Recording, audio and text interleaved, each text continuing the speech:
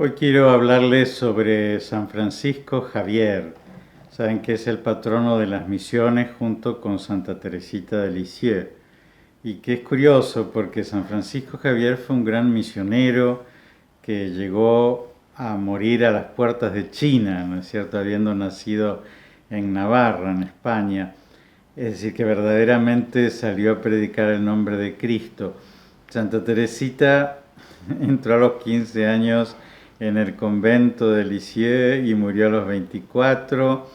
Nunca salió durante ese tiempo de las cuatro paredes del convento, pero era una gran rezadora por los misioneros y constantemente estaba ofreciendo sus oraciones y sus sacrificios por aquellos que estaban anunciando el nombre de Cristo. Por eso hay como dos tipos de patronos, ¿no?, de las misiones: el que las realiza de modo activo, que es el caso de San Francisco Javier, y aquellos que sostienen con su oración el que se pueda predicar el nombre de Jesús. Bueno, les cuento entonces que San Francisco Javier es del 1500, nace a principios del 1500 en Navarra, en una familia noble, en el castillo de Xavier, y su padre está muy vinculado con la defensa del reino de Navarra, que está siendo conquistado en ese momento por el reino de Castilla, ¿no es cierto? Por eso hoy Navarra es parte de España. Y así que en realidad están de la parte de los que pierden y la pasan mal. La pasan mal económicamente, la pasan mal políticamente. Algunos de sus hermanos, son 5 hermanos, él es el menor, terminan presos. Y él entra entonces en la carrera eclesiástica. No se sabe si con una verdadera vocación o posiblemente para tratar de evitar estas sanciones por ser los perdedores de la independencia de Navarra, y entonces tiene que ir a París, a la Universidad de la Sorbona, para completar sus estudios. Y en ese lugar conoce a San Ignacio de Loyola, ni más ni menos, que también, ¿no es cierto?, la vida lo ha ido llevando con otra historia que vale la pena un video propio, así que no se las cuento, pero que se encuentra en París muy celoso de Dios, muy dispuesto a defender su gloria, muy también con esta idea militar, ¿no es cierto?, de la defensa de la iglesia, de la lucha contra los herejes, contra los infieles, contra los que no creen en Jesucristo. Y entonces está pensando en formar una compañía de Jesús, es decir, como una especie de ejército de Jesús, pero religioso, ¿no es cierto?, que no use las armas, sino que las armas sean la evangelización, ¿no es cierto?, el anuncio de la verdad de Jesucristo a todos los hombres. Bueno, se juntan alrededor de él un grupo de jóvenes de la universidad, un poco más jóvenes que él es un poco mayor y entonces siempre toma como el lugar de general, ¿no es cierto?, en ese pequeñísimo ejército. Pero el pobre San Ignacio tardó mucho en tener un grupo de discípulos estable que lo siguiera. Bueno, uno de esos discípulos fue San Francisco Javier, pero le costó mucho a San Ignacio la personalidad de San Francisco Javier, que era más arrebatado, muy temperamental, más cambiante en su corazón.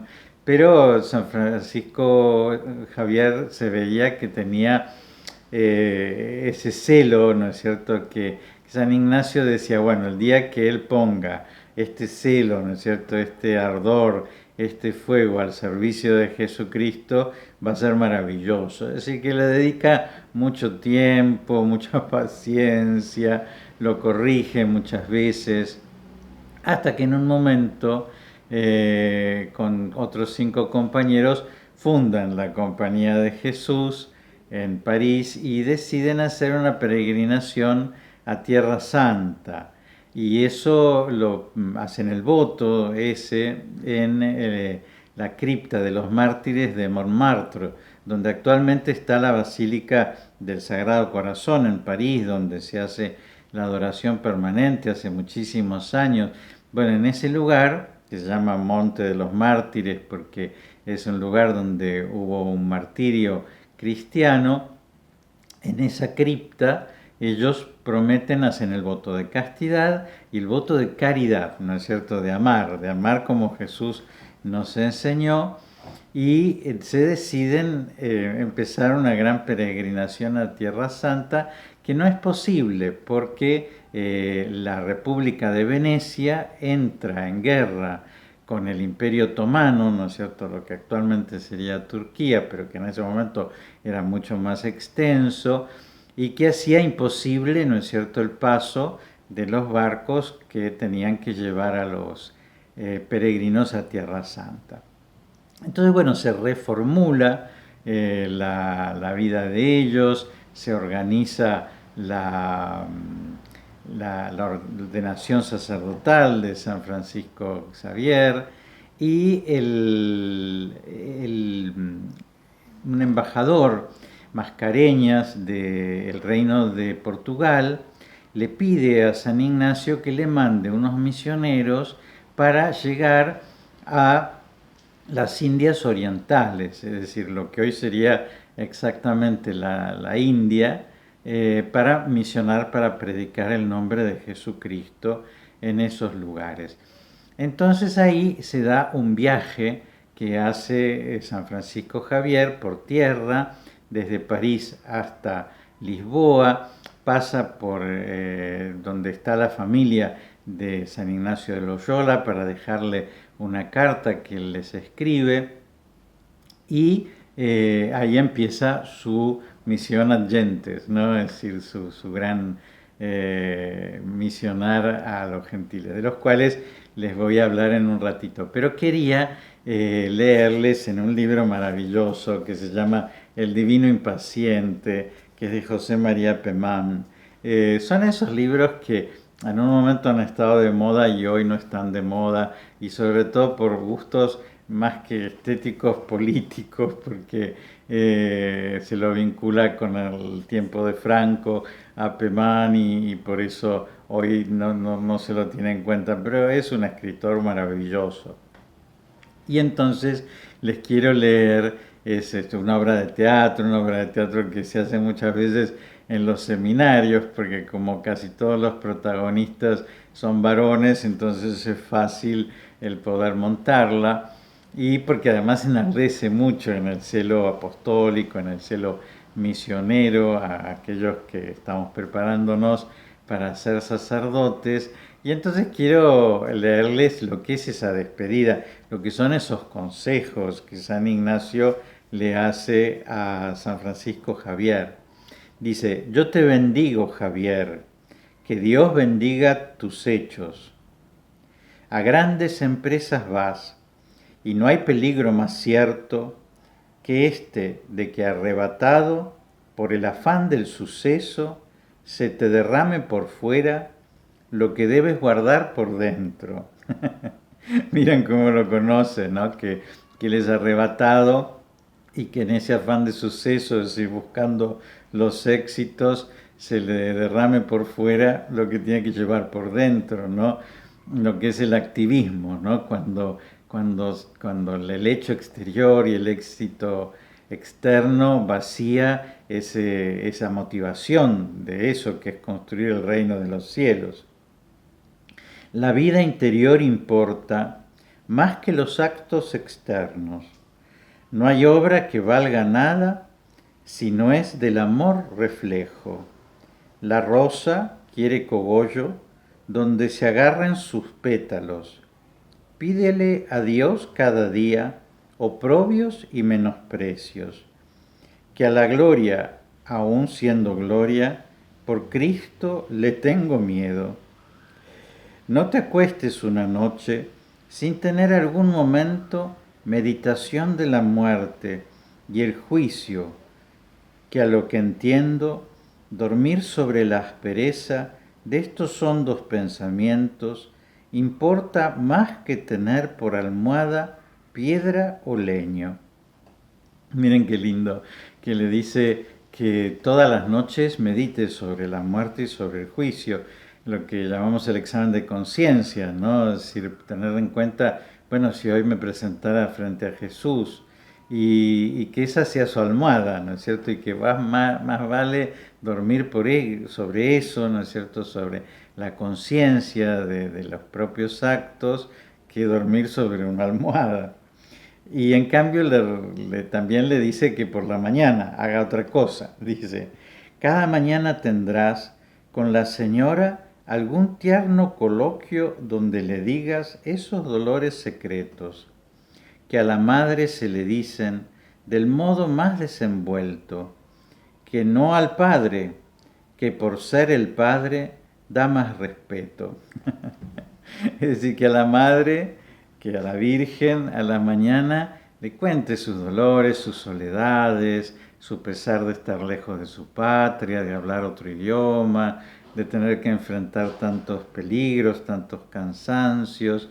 Y dice que se los diga a la madre, porque a la madre se lo hace más tiernamente y con mejor llaneza, ¿no es cierto?, de lo que se hace al padre.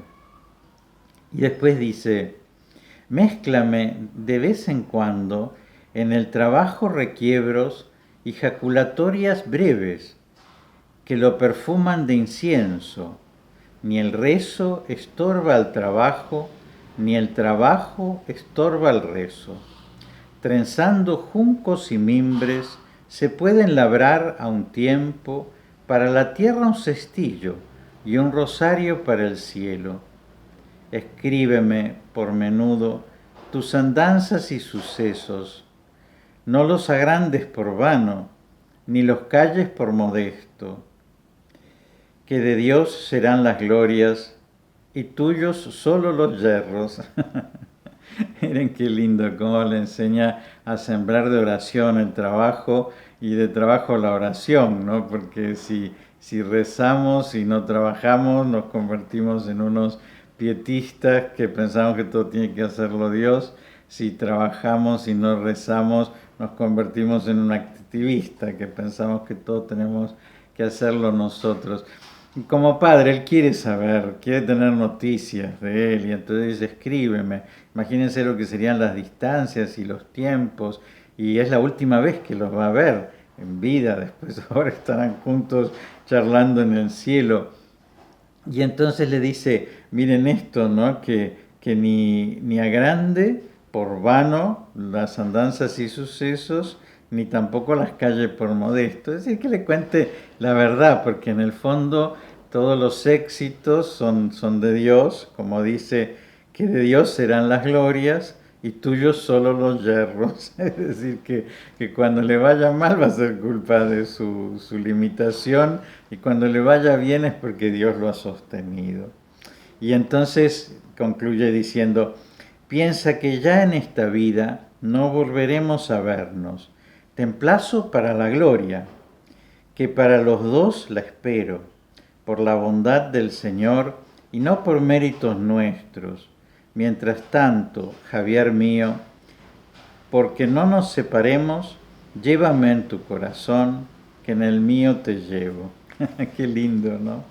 Qué linda es la amistad espiritual, ¿no es cierto? La amistad que se hace entre dos personas que tienen, nosotros nos enseñaban lo que llamaban la amistad de empresa, ¿no es cierto? Es decir, el mismo deseo de transmitir a Jesús, y eso hace que uno se sienta hermano y se sienta coequiper, ¿no es cierto?, con el otro, porque evidentemente construir el reino no es una cosa de una persona, ¿no?, sino, como dice Jesús, los envió de dos en dos.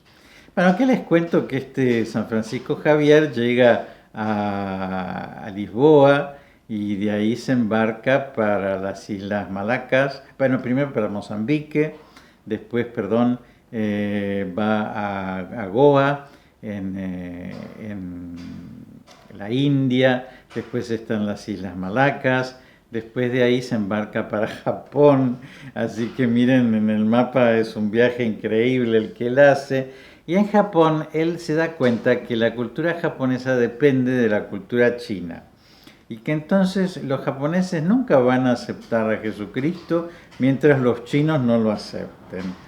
Y entonces fíjense la osadía de este hombre, que a todo esto en cada lugar ha tenido que aprender idiomas, costumbres, enfrentar peligros, dificultades, también codicias, porque imagínense en ese momento también están todos los oportunistas que están tratando de llenarse los bolsillos con las mercaderías y con el comercio que existe entre las Indias Orientales y Portugal, que es lo que hace grande, ¿no es cierto?, el imperio portugués, ese comercio marítimo que tiene, ¿no es cierto?, toda la ruta de las especies, por ejemplo, que va desde Oriente a Occidente. Y bueno, entonces él se embarca para ir a la China para poder evangelizar la China y que de esa manera se vaya contagiando todo Oriente, pero muere.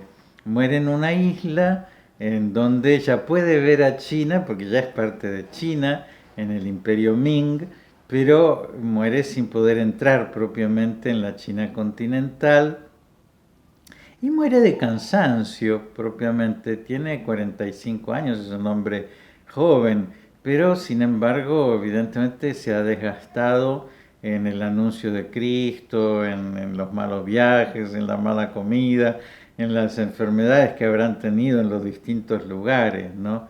Y bueno, y este navarro fuerte, hijo de luchadores que defendieron su reino, bueno, supo defender el reino de Cristo también con esa misma fortaleza y con esa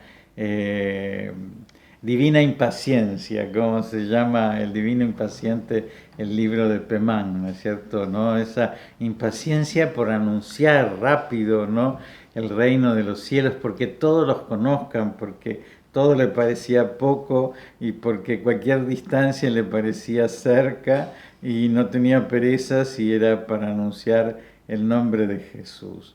Así que qué lindo patrono de las misiones. Algunas veces nosotros que no somos capaces de hablar con el señor del departamento de al lado y de invitarlo a rezar el rosario, ¿no? Fíjense este hombre cómo realmente se animaba a predicar el nombre de Jesús en todas las naciones. Les dejo la bendición, que Dios los bendiga y los proteja en el nombre del Padre y del Hijo y del Espíritu Santo. Amén.